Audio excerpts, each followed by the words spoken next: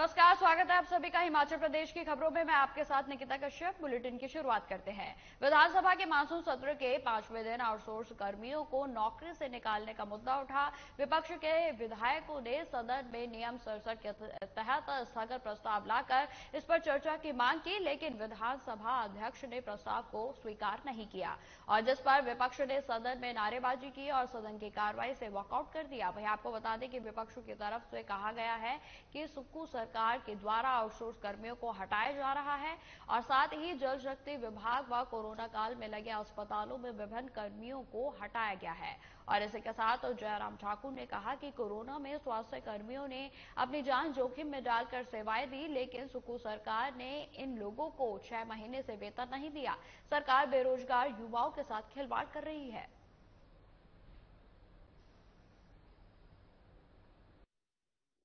नौकरी से निकाल दिया गया है और कुछ को निकालने का नोटिस दे दिया है। ऐसी सूरत में जहां कांग्रेस सरकार ने झूठी गारंटी देकर के वादा किया था हिमाचल के बेरोजगारों के साथ कि हम सत्ता में आएंगे तो 5 लाख बेरोजगारों को रोजगार देंगे, और वहां सरकार आने के 10 महीने अब होने जा रहे हैं, लगभग 10,000 ऐसे कर्मचारी जो आउटसोर्स पे लगे थे उनको नौकरी से निकाल दिया। हमने रास्ता निकालने के लिए कमिटमेंट के साथ बात कही थी और हमने बात कही थी कि जो लगे हैं उनकी सेवाएं समाप्त नहीं करेंगे, पहली बात कही थी। और उसके बाद जो टेक्निकल इश्यूज हैं जिसमें इनके लिए पॉलिसी बनाने से संबंधित विषय थे उसको हम एग्जामिन कर रहे थे, लेकिन यहां तो जो लगे थे उनको निकालने की शुरुआत हो गई है और आज से नहीं, सरकार बनने के तुरंत बाद हुई। हिमाचल प्रदेश मानसून सत्र के 5वें दिन राजस्व मंत्री जगत सिंह नेगी ने सदन में भांग की खेती को लेकर कमेटी के द्वारा रिपोर्ट प्रस्तुत की गई। उन्होंने कहा कि पड़ोसी राज्य उत्तराखंड सहित अन्य राज्यों में नशा मुक्त भांग की खेती लीगल है। एनडीपीएस एक्ट में भी भांग की खेती पर राज्यों को लीगल करने का अधिकार दिया गया है। भांग की खेती से प्रदेश की आर्थिक स्थिति को सुदृढ़ करने में मदद मिल सकती है। वहीं जगत सिंह नेगी ने आगे यह भी कहा कि नशा मुक्त भांग की खेती को हिमाचल प्रदेश में लीगल करने से सरकार की आय में भी वृद्धि होगी और कानून में भी इसका प्रावधान है। सरकार जल्द हिमाचल में भांग की खेती को लीगल कर सकती है। खेती को हिमाचल प्रदेश में लीगलाइज करने के लिए पिछले विधानसभा सत्र में जो है एक प्रस्ताव पूरन ठाकुर जी लेकर आए थे। उस प्रस्ताव में पक्ष और विपक्ष ने दोनों ने उस प्रस्ताव का समर्थन किया था और उस समर्थन को देखते हुए माननीय अध्यक्ष महोदय ने जो है सरकार से एक कमेटी इस बारे में गठन करने का जो है सिफारिश की थी और माननीय मुख्यमंत्री ठाकुर सुखविंदर सिंह सुक्खू ने उस सिफारिश को मानकर जो है एक सर्वदलीय कमेटी का गठन किया। वहीं दूसरी तरफ विपक्ष नेता जयराम ठाकुर ने हिमाचल में भांग की खेती लीगल करने पर सवाल उठाए। उन्होंने कहा कि एक तरफ पुलिस भांग की खेती को उखाड़ रही है तो वहीं दूसरी तरफ भांग की खेती को लीगल कर रही है। सरकार नशा मुक्त भांग की खेती करने की बात कह रही है, लेकिन यह कैसे हो पाएगा? इस सवाल पर दूसरे राज्यों में क्या परिणाम रहे हैं उस पर भी जानकारी के अलावा जनभावना का भी ध्यान रखना होगा।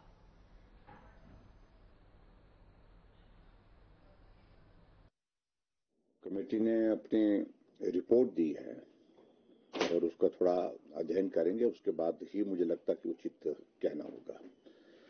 लेकिन इस माननीय सदन में एक बार ने अनेकों बार इस विषय पर चर्चा हुई और चर्चा होने के पश्चात जो व्यवहारिक पक्ष अभी तक देखा गया उसमें फिर आगे नहीं बढ़ पाए और वहीं रुक गए। उसकी वजह यही है कि प्रदेश में एक बहुत बड़ा वर्ग भी ऐसा भी है जो ये मानता है कि अगर भांग की खेती को हम प्रोत्साहन देंगे तो नशे का प्रचलन नौजवानों में, नई पीढ़ी में और ज्यादा बढ़ेगा। इसलिए मैंने पिछले कल भी विधानसभा के अंदर इस प्रश्न को पूछा। हिमाचल प्रदेश विधानसभा के मानसून सत्र के 5वें दिन आज विपक्ष ने नियम 67 के तहत कोविड काल में आउटसोर्स पर रखे गए कर्मचारियों को निकालने के मुद्दे पर काम रोको प्रस्ताव दिया, जो अस्वीकार कर दिया गया। वहीं आपको बता दें कि इसको लेकर संसदीय कार्य मंत्री हर्षवर्धन चौहान ने कहा कि विपक्ष सदन में झूठे आंकड़े पेश कर रहा है। अगर उन्हें निकालने का ऑर्डर जारी किए गए हैं तो उन्हें विड्रॉ कर दिया। वहीं आपको बता दें कि एक्सटेंशन पर विचार किया जाएगा। वहीं मंत्री ने यह भी कहा कि विपक्ष का आउटसोर्स कर्मियों को सैलरी न देने का आरोप गलत है और कोविड के दौरान आउटसोर्स में रखे गए कर्मचारियों को नौकरी से नहीं निकाला गया है। उन्हें जून तक की सैलरी दे दी गई है और जल्द ही उन्हें पेंडिंग सैलरी भी दे दी जाएगी।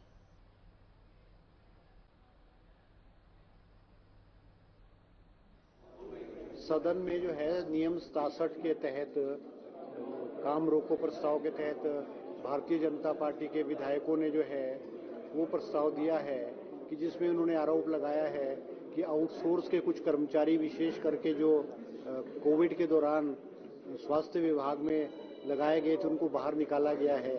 उस पर विस्तृत चर्चा सदन में हुई है और मुख्यमंत्री जी ने जवाब दिया है कि किसी भी कर्मचारी को नहीं निकाला गया है, उनको 3 महीने की एक्सटेंशन दी गई है। नहीं, आज सदन में ये चर्चा हुई है, माननीय विधायक के ठाकुर जी और लखनपाल जी ने इसको किया और मैंने रिपोर्ट दिया है।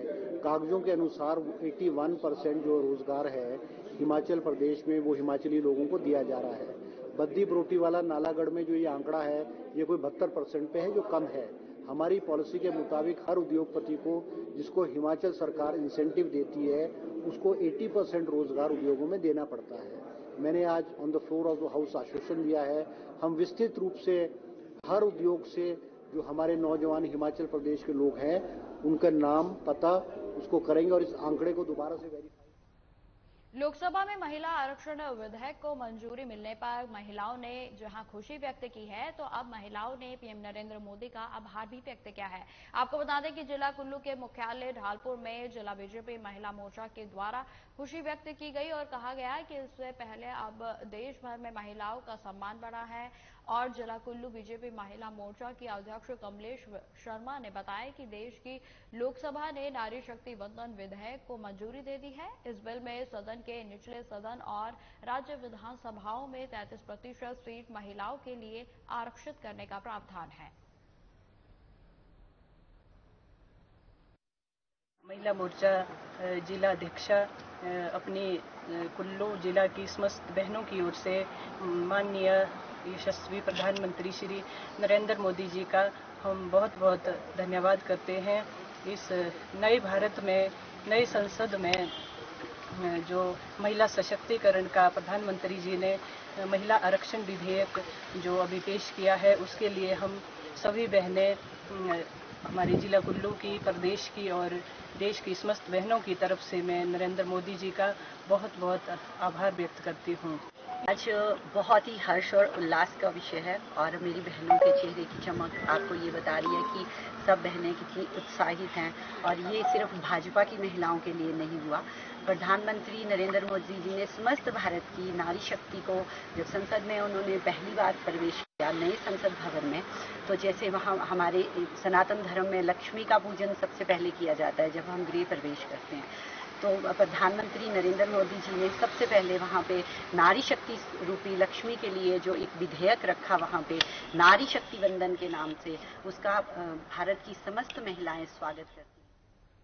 सिरमौर जिले में शिलाई विधानसभा क्षेत्र के तहत खतवाड़ गांव खनन के चलते पिछले 3 दशकों से तिल कर खाई की तरफ खिसकता जा रहा है। गांव की सड़कों को बीघा जमीन और 6 मकान खाई में समा चुके हैं। वहीं आपको बता दें कि लगभग 2 दर्जन मकानों में दरारें आ गई हैं और इसी समस्या को लेकर खतवाड़ गांव के ग्रामीण अपनी समस्या को लेकर उपायुक्त से मिलने पहुंचे और उसके बाद प्रेस कॉन्फ्रेंस में बोलते हुए ग्रामीणों ने बताया कि लगातार खनन और माइनिंग के चलते उनका गांव धीरे धीरे खत्म होता जा रहा है। उन्होंने सरकार से मांग की है कि या तो उनका पुनर्वास किया जाए या फिर उन्हें इससे राहत दिलाई जाए, अन्यथा वो लोग आंदोलन करने के लिए मजबूर हो जाएंगे।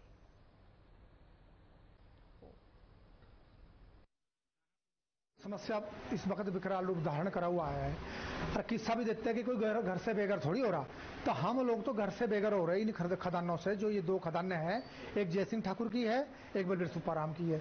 इनसे हमारी ये मांग है तुरंत प्रभाव से जो है खदान का काम डिलीवरी का भी और अंदर जो है कोई काम नहीं होना चाहिए, कोई गतिविधियां नहीं होनी चाहिए। हमें पहले उजड़े परिवारों को जो उजड़ चुके हैं और जो उजड़ने के कगार पे हैं 10, 12, 15 परिवार, उनको दूसरी जगह बसाया जाए। उसके बाद उसके बाद की बातें आती है माइन चलाने की, तब क्या कहते हैं। और दूसरी बात, ये जो वर्तमान में नियम है, इस तरह तो हम सारा जो है हमारी कुछ भी वहां बचेगा नहीं 1-2 साल में। तो हमारा ये है कि हमें दूसरी जगह बसाया जाए, सुरक्षित जगह, मूलभूत सुविधाओं के साथ। सोलन के क्षेत्रीय अस्पताल में बीते 11 दिनों से ऑक्सीजन प्लांट बंद पड़ा है और जिससे कि यहां पर मरीजों को अब ऑक्सीजन सिलेंडरों के माध्यम से ऑक्सीजन दी जा रही है। आपको बता दें कि करोड़ों की लागत से लगा यह ऑक्सीजन प्लांट स्वास्थ्य मंत्री के गृह क्षेत्र के जिला अस्पताल में बंद है। बताते चले कि इस ऑक्सीजन प्लांट की वारंटी समाप्त हो चुकी है और जिसमें करीब 4 लाख का खर्च आएगा। वहीं हालांकि अस्पताल प्रबंधन ने सरकार को इसके बारे में अवगत करवाया है और इसके बावजूद भी बीते 11 दिनों से यह ऑक्सीजन का प्लांट सफेद हाथी साबित हो रहा है और इसकी तरफ किसी का कोई ध्यान नहीं है। हमारा जो है ना, ये काफी समय हो गया, 1.5 साल से ऊपर हो गया लगे हुए, और बड़े अच्छे से हम इस प्लांट को चला पा रहे थे। गवर्नमेंट से जो डायरेक्शन हमको आती रहती है टाइम से, और गवर्नमेंट से जो फंडिंग आती है उसके हिसाब से हमने पाइपलाइंस बिछा दी थी हॉस्पिटल में, और प्लांट हमारा बड़ा अच्छे से फंक्शनल कर रहा है। अभी भी कर रहा है, ऐसा नहीं है कि अभी प्लांट काम नहीं कर रहा, पर कुछ दिक्कतें इसमें पेश आई हैं। एक तो ये कि जो हमारे कंप्रेसर्स हैं, 2 कंप्रेसर्स हमारे लगे हुए हैं। एक तो शुरू में ही लग गया था, एक बाद में कुछ महीने 8 महीने ठहर के जो है वो लगाना पड़ा था। गवर्नमेंट की गवर्नमेंट के वो आ गया था वो। खबर मंडी से है, जहां शैक्षणिक सत्र 2023 से 24 के लिए नामांकित स्नातकोत्तर छात्रों के लिए सरदार पटेल विश्वविद्यालय में 6 दिवसीय दीक्षा आरंभ छात्र प्रेरणा कार्यक्रम का आयोजन किया गया और इस कार्यक्रम में बतौर मुख्य अतिथि नगर निगम आयुक्त एच.एस. राणा ने शिरकत की। कार्यक्रम का शुभारंभ दीप प्रज्वलित कर किया गया और इस दौरान मुख्य अतिथि एच.एस. राणा ने छात्र छात्राओं के साथ अपने जीवन का अनुभव साझा किया और छात्र छात्राओं से नशे से दूर रहने का आग्रह किया गया। उन्होंने छात्र छात्राओं से आग्रह किया कि अगर जीवन में कुछ पाना चाहते हो तो अपना लक्ष्य निर्धारित कर उसका पीछा तब तक ना छोड़ें जब तक कि उसको हासिल ना कर ले।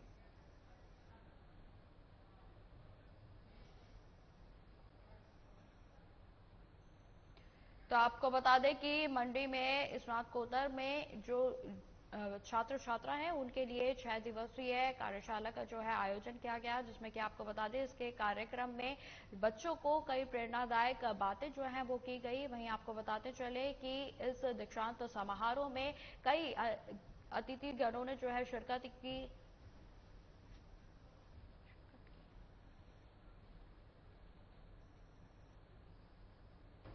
यूजीसी द्वारा प्रायोजित 6 दिन का दीक्षा आरंभ जो कार्यक्रम है वो शुरू हुआ।